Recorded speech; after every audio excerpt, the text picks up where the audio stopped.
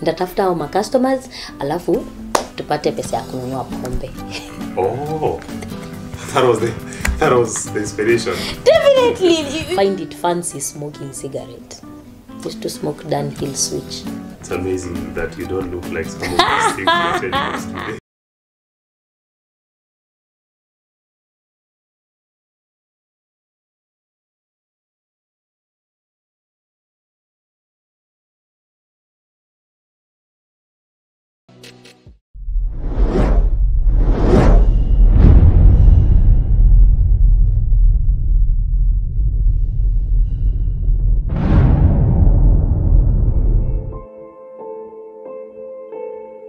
Hi, my name is Wanjiku Kariuki and welcome to my tribe nail bar. We are located at Jewel Complex. Jewel Complex is the building that is just next to TRM on Thika Road, Roysambo. We are located on first floor. We are a nail bar. We do so many things. We do pedicure, manicure, every detail that entails to nails. That is what we do here. And also we do full makeup. We do makeups for wedding, makeups for events, for your graduation, everything that involves makeup. We also do it at my tribe nail bar. So you can come if you're on Thika Road, if you're around Roysambo, Kasarani and the environs. You will find us at first floor Jewel Complex, my tribe nail bar. Karibuni sana.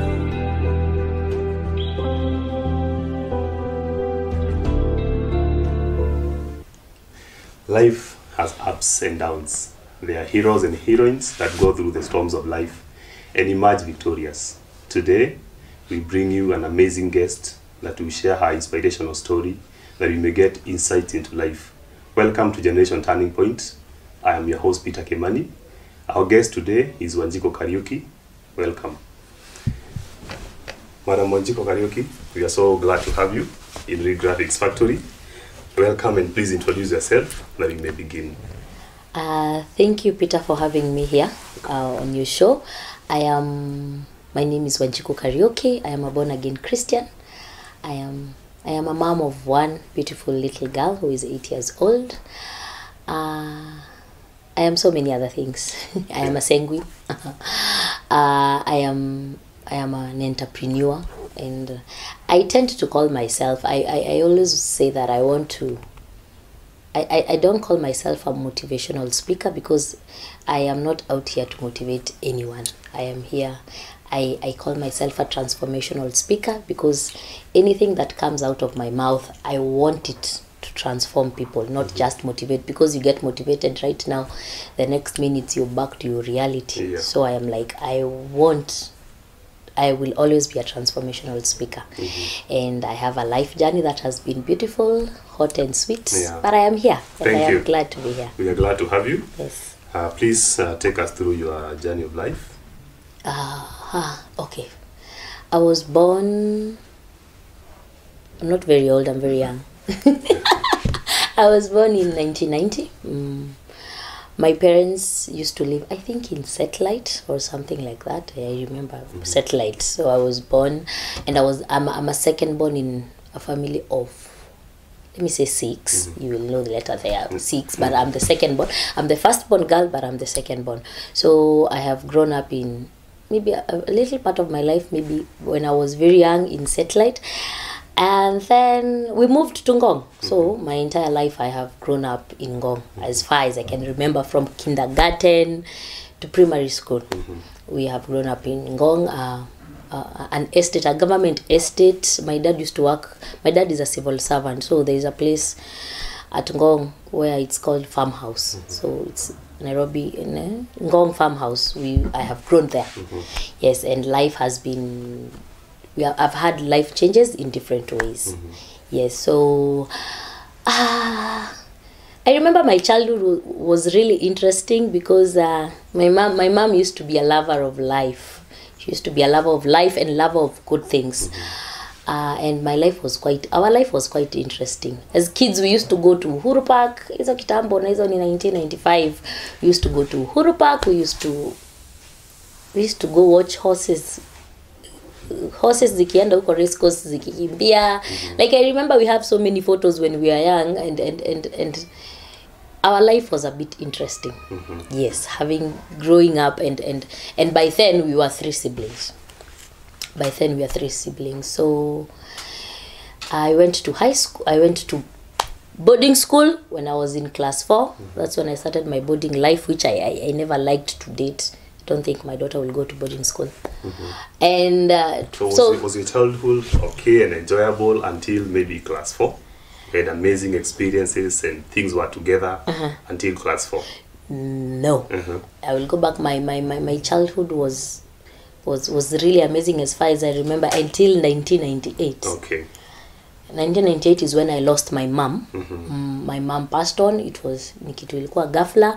She passed on during the 1998 bomb blast that happened in Nairobi. So let me say that everyone knows, and I'm sure you know that was a big turnaround for us. Yeah. Because you see, that was just a tragedy that nobody expected, and it changed so many things in our lives. So that I will say that was one of the turning points of my life. When my mom passed on 7th August 1998. I was 7.5. I hadn't turned 8. So I was almost turning 8 years old. Yeah. My brother was 9, my sister was 5. So yeah, my dad was left with the 3 of us. That's when my mom passed on. Okay. Yeah. So life became different. It's now living with your dad. Yes. So definitely we did everything, and we laid her to rest. But my dad then used to work. My dad used to work in Tharaka Nithi, because you see he's a civil servant working in the Ministry of Livestock. So he had to come back home, because he used to, you see, we are living in Ngong, so he used to go on Monday and come back on Friday.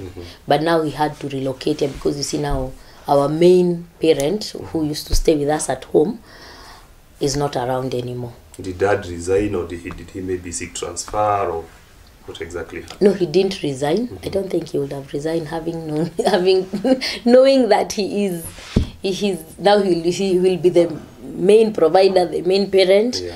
But you see, working in government offices, I think it's also an advantage where you can be switched, like, you can be transferred. Yeah. So he moved from the office in Tharaka Nithi and came to the office in Ngong at the DC. So that's where he came. And I think I pretty say I don't remember much of 1998. Like, I don't have so many memories, because I'm sure ama nikupotea ama zimeblokiwa mahali, but I don't have memories of that.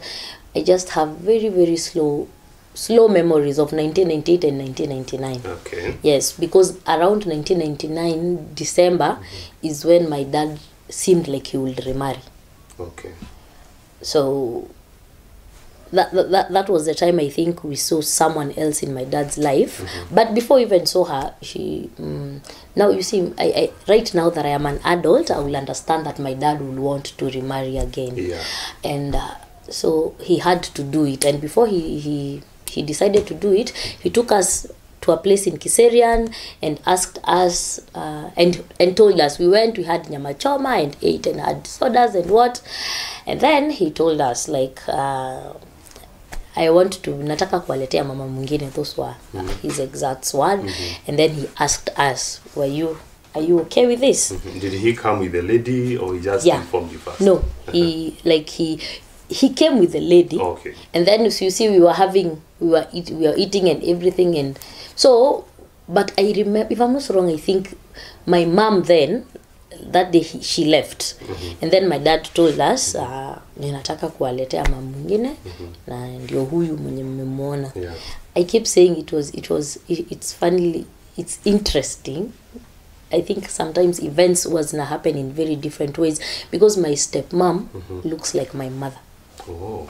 It's funny. It's a funny coincidence, because my stepmom, even if you will see my other siblings, you wouldn't say that we don't share mom. You will think that we are, sisi wote tumezaliwa na wazazi wote wawili the same. I think you must have really appreciated then and even now that your dad took that step of telling you what's going on. Yeah.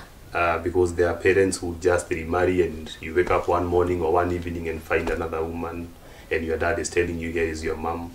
What would you tell people that go through that process of remarrying and the match they are supposed to involve their children in the whole thing?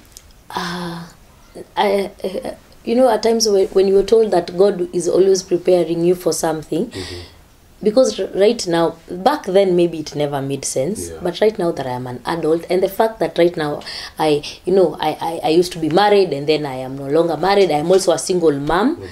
Now I can be able to understand what it means, because I look forward to getting married again, so I know how important it is to make that transition to your child. Because you see, even right now my daughter is 8. So if I ever get married, I understand now to the point of, out of experience.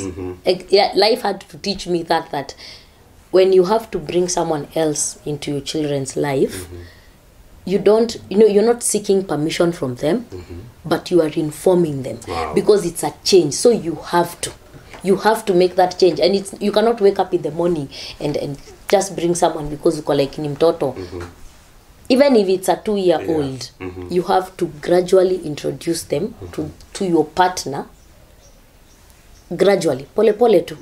It is very important. I think that one, you see that one, for me, I saw it, and for my dad, it was a good thing for us.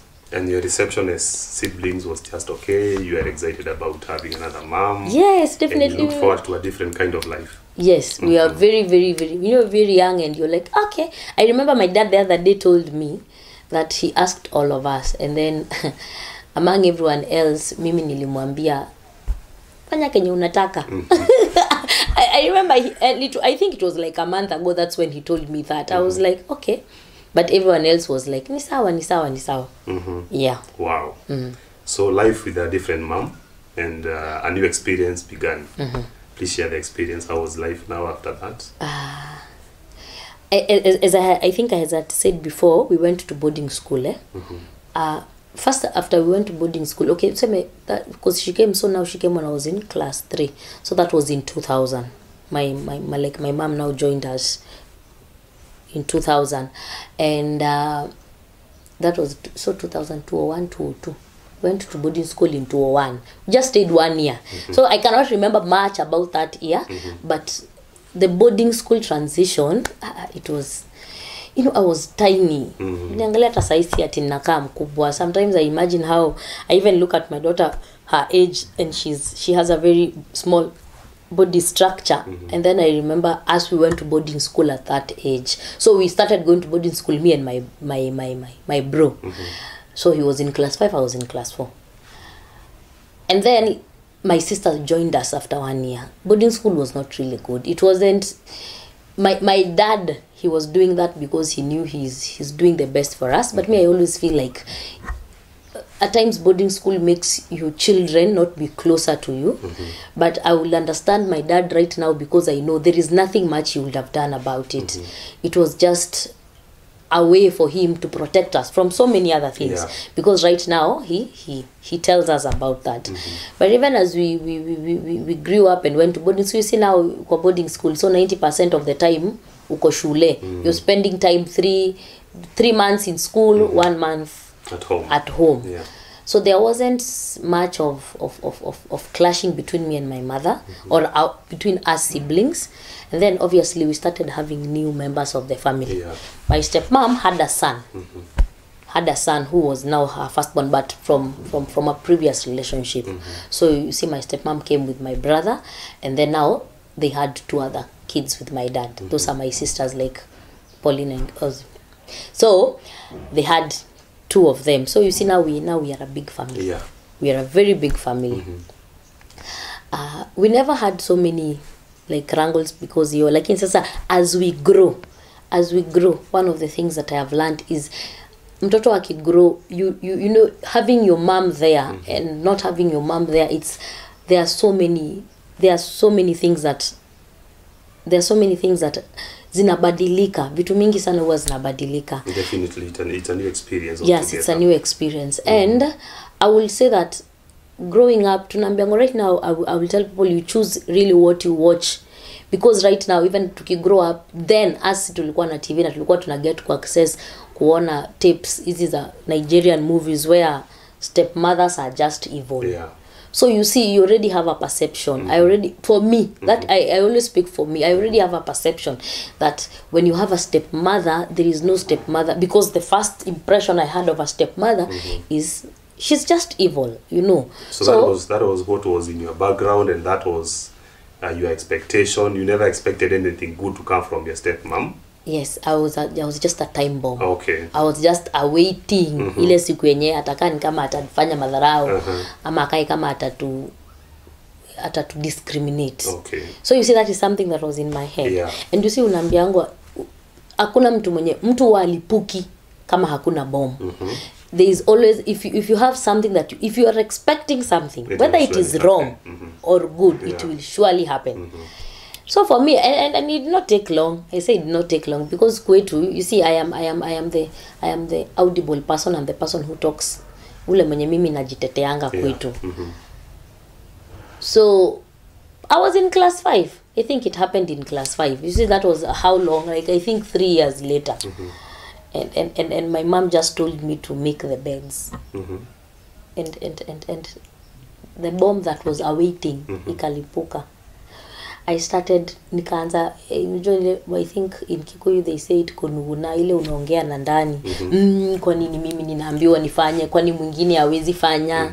Kitu tu kidogo. And you see, and right now I look back at it and I'm like, it's because I was expecting something. Nilikuwa na expect tu kitu mbaya i happen. Otherwise it was a normal house chore. It was a normal house chore. Uambie utandike vitanda dakika 2 na niko like kwani mtu mwingine hawezi ambiwa. Yani I was already seeing that ni kuonewa ninaonewa. And that day we quarreled with my mom, and I had told myself honestly, mimi mama yangu hatawaini, as in my stepmom hatawaini chapa. My dad can beat me, but yeah, I had said it na nilikuwa nimesema. I think I always have this warning in my head, even in, I think even niko like akijaribu kuniguza hivi tumeishano. Yeah. And for sure it happened, as in she tried to discipline me. There was fire in that house. Tukarudishiana mdomo, tukaongelesha. And honestly, that was in class 5. Hapo ndipo tulitokana na stepmother yangu. Like, I was in that house and I kept it in my head for a fact, like, this is the wife to my dad. You disconnected completely? Like, she will never be my mother. I will obey her or not obey. I will do things in obedience, but I will never look at. Now sasa nikapata hata tu niseme devil alinipea ground sasa ya kukua offensive, ya kukua, you know, like tu sita kurudishia, cause mimi baba yangu hajatulia tukirudishia mtu, na hata uwezi weza kurudisha. My dad has brought us with respect, lakini sasa hiyo ilitoka. You housed bitterness within you. Yes. And was like you see anything small, you will now I will be making it big. Okay. Hata ukitaka kukosa kuniongelesha forever ni sawa. And then I had the attitude like uko kwa baba yangu. But you are still in boarding school, so you just meeting with your mom over the holidays. Yes, over the holidays. Tuna meet tu naye over the holidays. Even most of the things that we used to do, like I say, like my younger siblings, sisi ndio tumewalea.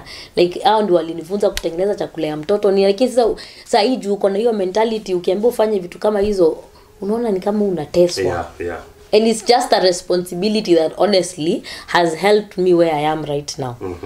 But that, like for me, that was it. No, so our relationship was ile tu, unajua you have to come home, hauna option. Kiambi uoshe vyombo utaosha tu, hauna option. But hakukua, now that iliondoa me ever having a relationship with my mom growing up. Ilikuwa wewe uko huko kama bibi ya baba yangu na mama ya watoto wetu wengine, sisi ni watoto. You see, we are children. That was the life through primary school? Through primary school, through high school. High school as well? Yes, I knew I have one parent. Like my dad used to come for visitings, my dad used to buy us panties, my dad used to buy us pads, everything. Like, that was how life was. And none of you made efforts to mend the relationship, or maybe talk to each other, or maybe develop friendship? You call it quits, just that both of you are comfortable living that way? By the way, none of us created a relationship. Okay. Nika kila mtu, as in, amebeba machungu yake according to relationship yake. You know, and then now as an adult I understand that even at times getting married to someone can bring you so many baggage. Unajua unaweza enda uolewe na mtu, and that is why right now I will even sit down and advise people, you need to really look at the person you marry in so many perspectives. You see, like from familia yao inakaa aje, siblings wao wako aje, relationship yake na marafiki wake iko aje. Because at times you just get married to people blindly and then you think you will make it work. It doesn't work like that. So even for my mom right now will understand, even her machungu will come from maybe her frustrations with the relationship with my dad, things that we at that age will not understand. Unajua maybe inaweza kuwa mimi nimekasirika hapa, yeye amekasirika juu hajaachiwa pesa ya sapa. I'm just giving an example. Alafu wewe ukuje ufanye kitu kingine na wewe ni mtoto. Everything, everything, it's like everything in the house is a time bomb. But then she will not have explained that to us, and we will not have seen that. And that is why easy transition zina happeningi, because that is when, even as I'm growing up, is when I'm getting to know who I am, is when I am getting to know, I'm getting to develop a character.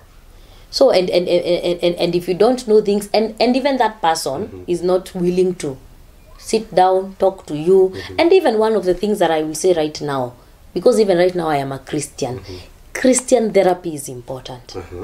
People have to go to therapy. Hata kama ni hizi familia, hizi blended families. Because what I am so sure about myself is I will be in one. I have grown in one and I will be in one. Who is to initiate this therapy now that dad did not intervene? Were the other members of the extended family involved in all this, or just moved through life, as in your life was just in the hands of fate? Who is to initiate this help that you think it would be necessary for a family to have therapy and all that? Right now I will say it's both the couple. You see, kama uliachwa na bwana, ama kama bwana yako alipass, ama bibi yako alipass, ama whatever way you guys got separated, it's up to the parents. Because you see, it's not the responsibility of a child. Yeah, sure. Because if how am I supposed to know I'm supposed to go for therapy? Mi ni mtoi. Maybe mimi kwa kichwa yangu nafikiria this is how I'm supposed to grow. So parents should, if you are a couple who is getting married into a family that has kids, you people are bringing your kids together, both of you should be able to go and sit down.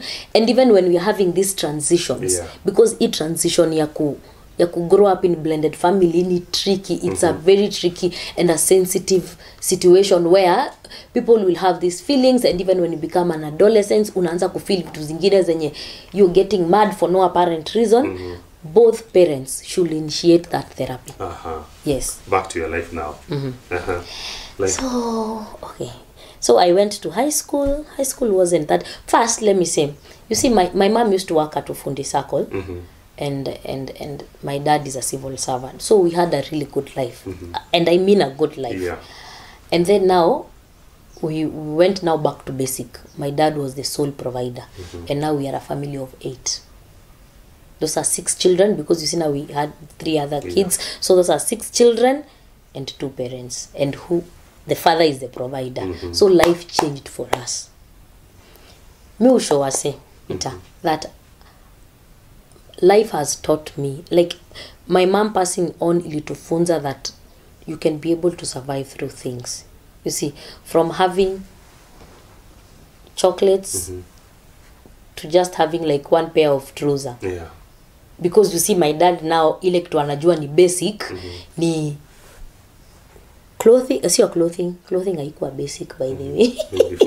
Ni food, shelter na shule. And you see, even him, for a man, honestly right now, mimi naambianga musema Minister Peter, my dad is one of the strongest men I know in this world. And honestly, naambianga watu, I tell even my men friends, there is no man in this world can justify not bringing up their kids. Wow. No man can justify that. You saw your dad doing because the best. You see, he did the best according to Kenya yeye angeweza. There is that void that a mom will leave that nobody will ever replace. But he did the best according to Kenya yeye aliweza. And for us, life had changed. life had changed by the way. Sisi, my mother used to do, I even tell men, I know how to be treated well because my mom did that for us. Peter, my mom used to give us rose flowers on our birthdays. The first person to ever give me flowers was my mother. And when I imagine from that to any ukiangalia hivi huwezi kumbuka the last time ulinunuliwa nguo. Na si ati ni juu, right now I understand, si ati ni juu dada angeimagine anahesabu school fees ya watoto 6, yeye ndio analipa nyumba, yeye ndio ananunua food, na bado uko na ma stress zako. Ukiimagine hiyo. So life had changed for us. But wacha niseme tu God anakuanga na purpose yake. Me I've always been this joyful person, and I think maybe no wonder the enemy really loves to attack me, because I think anajua Mungu akiwa ameniweka hapo, so many lives can be changed. But me, I went through high school. I went through high school. Well, I was just a joyful person. I've always been a joyful girl forever. Drama festival, nini. And I finished high school. And then my dad used to tell us, ile shule yenye umeitwa ndio utaenda. Mimi sitafuti shule. So hata ukimaliza upate D, uende ukatafute polytechnic. As in, for him it was evil. He's just this baba wa kitambo. I go like, that is what you will do. So I go like, even after you cleared form 4, after nilimaliza and I passed with my grade, he asked, unataka kufanya course gani? And I was like, I always knew I wanted to do 2 courses in life, due maybe to my talkative character. I knew I wanted to do law. Kitambo nilikuwa nataka kuwa surgeon, lakini sijui ilikuwa nitoka hapo. I can't even stand sick people. I don't know why I thought of being a surgeon, but I wanted to do law and journalism. Sasa juu nilikataa kusoma, nilikataa. Singefanya law, singeanzia mimi certificate hapana. So I decided to do journalism. So my dad told me, unataka kwenda shule gani? I chose Multimedia University in Rongai. We went, got the papers nini, and I joined. So he allowed you to choose the path of your life. Yes. My dad has always done that. He has never forced us to do anything that we don't want to do. Don't you think that's good parentage? It's really good parenting. It is. It's one of the best. Hakuna kuforce issues. Na ndo wana nasema ile like hata mtoto sio right now will tell like right now, because you're not supposed to raise our kids how we were raised. Yeah. Like my dad taught us. My dad never scolded us. My dad never told us, you know, hata ukianguka mtihani, kimi sikuwa yanguka hivyo, but hata ukianguka atili upate D, my dad will never come and tell you how saw me, no, he will just tell you, sasa hizi grades, you know, you need to improve. Yeah. Because kumbuka tu ukiitwa huko ndiko utaenda. So he never forced us to do anything that we did not want. So that's why he chose like, this is the career path you want. Sawa, mimi nitalipa school fees. You got into Multimedia University. I got into Multimedia University. Life was okay. I wouldn't say me. I have learned. Hey God, I have learned to survive. I have learned to survive. And you see, campus life is a little bit different. I used to live in Rongai, but me, I say I have never in my life faked the life that I have lived. Even when I was living in Rongai, what my dad would afford was a single room. And in fact, we used to live, me and my friend, in Campo. Tulikuwa tunakaa Ronga, single room, me and my friend. My roommate, I had a roommate because I think both of our parents, all they would have afforded to pay per month is 2,000. Okay. But there's just something about the grace of God. Then, I did not even know it on a personal level. But there was just something about the grace of God that used to make me look like I'm the $1 million person I am. So people used to think because I never lived, used to think I have this life. Ule msichana. And then I had told myself some things. Kampo, mimi na vijana wa campus ya shule yetu. No. So I used to go to class, but I used to have a boyfriend then. So I used to go to class but my boyfriend used to be in Strathmore. Okay. So I used to go to class, back in the house. Me, I would even count how many people in Multimedia came to my home. Like where nilikuanga najiambia kama ni shule. Okay. Full stop. Sikuanga na mambo mingi. But obvious Campo ilikuwa na party life. In fact, let me say something because I will go back. So Campo, I had to find ways to live my life or even to sustain my life, because my dad hata pesa ya nywele alikuanga anaambia mtu, mimi kama sio blow dry mimi mtu anyoe nywele. He's just a Gikuyu man, you know. So I'm like, okay. So I knew I had to find a way that I will make money. But I also knew that I am also a person of integrity. So anyway, I had a boyfriend. But boyfriend yangu ni student kama mimi. So ile pesa anaweza kuwa nayo ya pocket money, labda tukule pizza. So what did I start to do? I started making yogurt when I was in campus. That was back in 2011. Yeah. So I used to make, I told my boyfriend, si tununue hizi vitu za maziwa, juu mimi najua kutengeneza maziwa. It's a skill I learned from my dad. Juu najua kutengeneza yogurt na najua kutafuta customers. Nitatafuta hao customers, alafu tupate pesa ya kununua pombe. Oh. That was the inspiration. Definitely. You see, it is in campus. We have to go out. We have to go to carnival. We have to do all these things.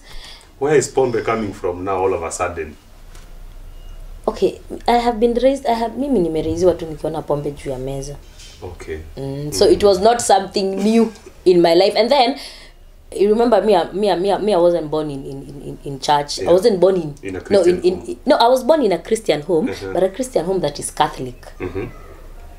So ni hii ingine sikuwa najua, but mimi nimelelewa kanisa. In fact nasemanga I became an altar girl when I was in class 2. I have served even in boarding school. I used to be the sacristan. Mimi ndio nilikuwa ninaosha. Mungu alikuwa tu ananiweka hapo. Yaani ni ile tu ni venye sasa ulishazaliwa huko, ulizaliwa kwa hiyo familia, there is nothing much I can do. But I used to be a sacristan. Mimi ndio nilikuwa nakunja nguo za father, naweka hapo na mwekea kumtayarisha, akikuja anaingia tu anavaa. I used to be in church, but after I finished primary school, I went to my primary school was a Catholic church, and then I went to a ACK.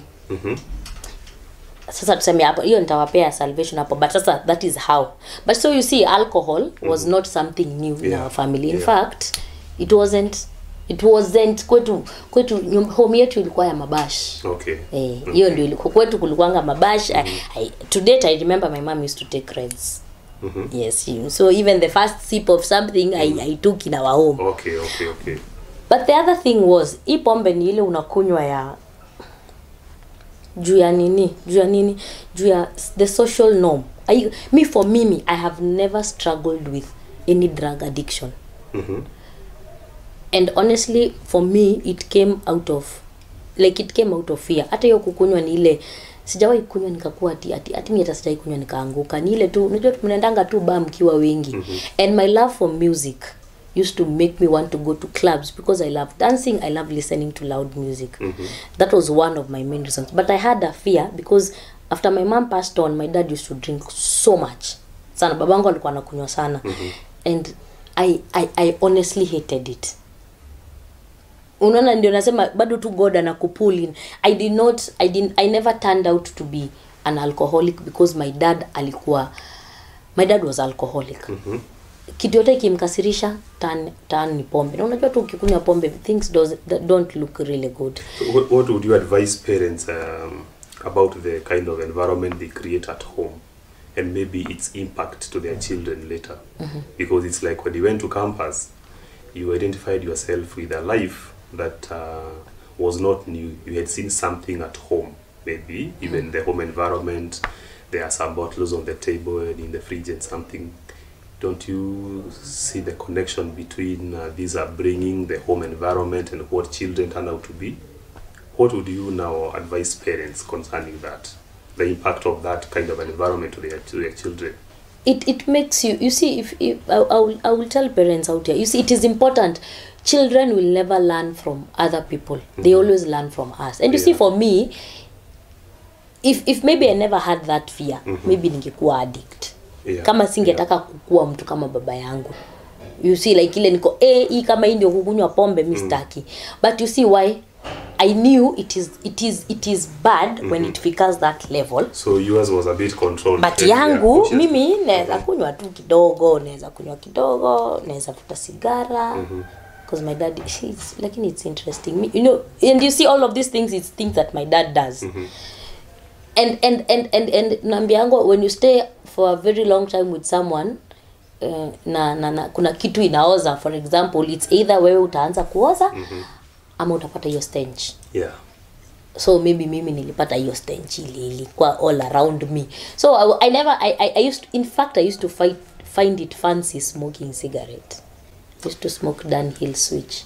It's amazing that you don't look like some of these things you're telling us today. Like I used to find it very fancy. So but I will say that whatever you do, upende usipende, iko na impact kwa mtoto wako. Because sasa hiyo mimi nililearn, nisema tu sisi wote tumelearn kwa na mzae akikunya pombe hata kama hakunywi saa zingine kwa nyumba ni tukienda out. Si tutaenda out kukula nyama, si nyinyi utaitisha soda wao, but my dad sisi like obviously ataitisha taska yake na ndio atakunywa. And that is what maybe I'm like, and then now you meet people in campus where campus drinking and smoking bang and using kuber and everything is not something, it's not a big deal. Did you have a mentor? Did anyone ever talk to you about you are now going to campus?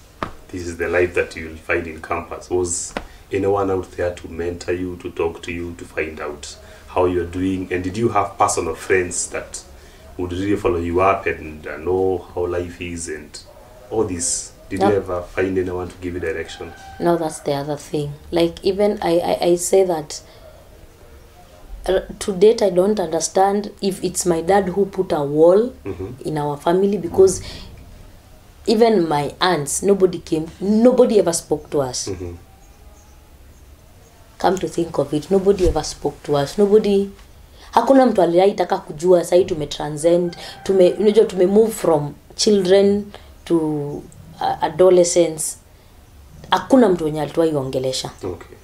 By the way, honestly, mimi nasemanga Peter, my dad was, hata baba yangu, the only statement baba yangu ashainiambia kuhusu vijana. Mr. Kariuki. I remember I was in high school, alafu kuna letter iliandikwa ikatumwa na some boy school, and then it was not a good letter. And then we were sent home, and then my dad, now I had to come with my dad home, and I remember, sorry for watoto wenye wanasomea huko, letters zilibaniwa juu ya mimi na msichana mwingine rafiki yangu, na in that school in Kenya girls nobody no, they don't receive letters anymore because of something that happened in 2006. Yeah. My dad alimentioning to just one word. Hawa vijana wachana na wao. That was the March council. That was the highest counsel I've ever been given about a relationship, about teenage, about life in college. And I was informed. Nobody. Me by the mimi I have grown up by myself. Like unaona ile unalelewa na dunia. Baba yako ako hapo, lakini nimelelewa na dunia.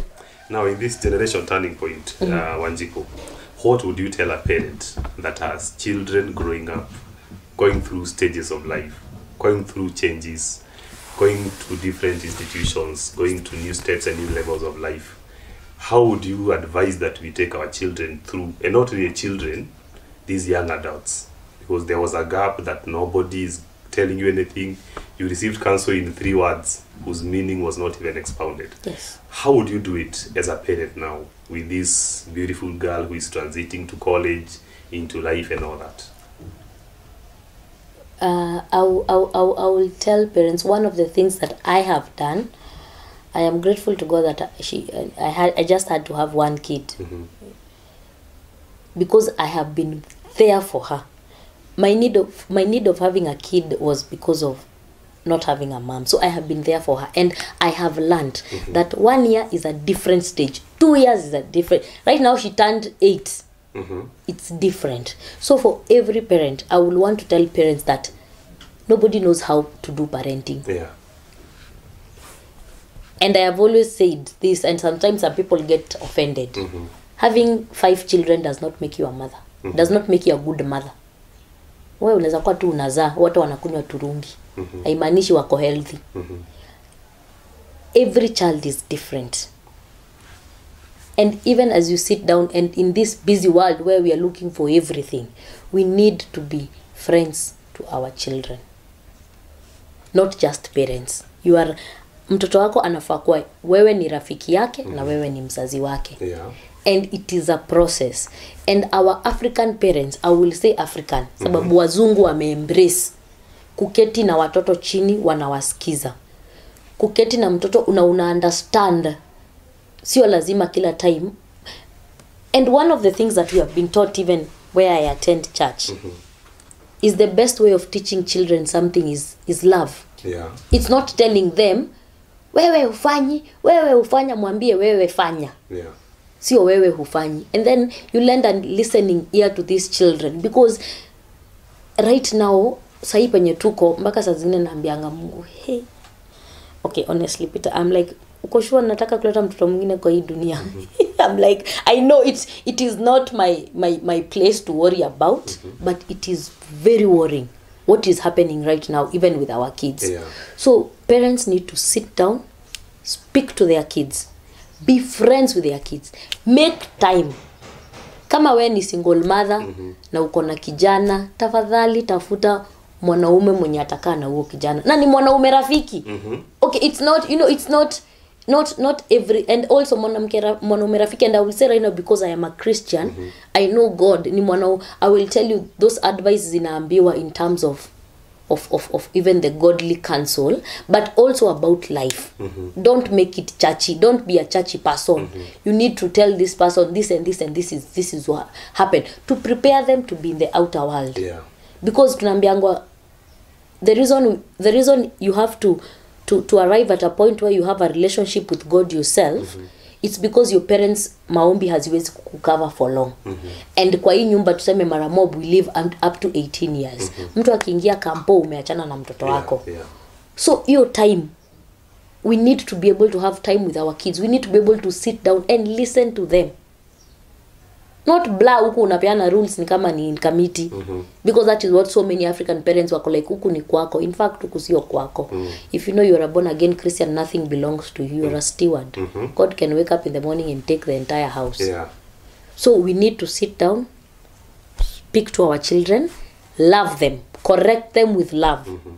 Lakini pia hakuna kuitana hii kama mama na kababa inaharibu watoto. Sometimes you will go at a place and look at a child, you're like, I think, no, it's not spoiling them by giving them extraordinary things without correcting them. Okay. Yes. Thank you. Campus life.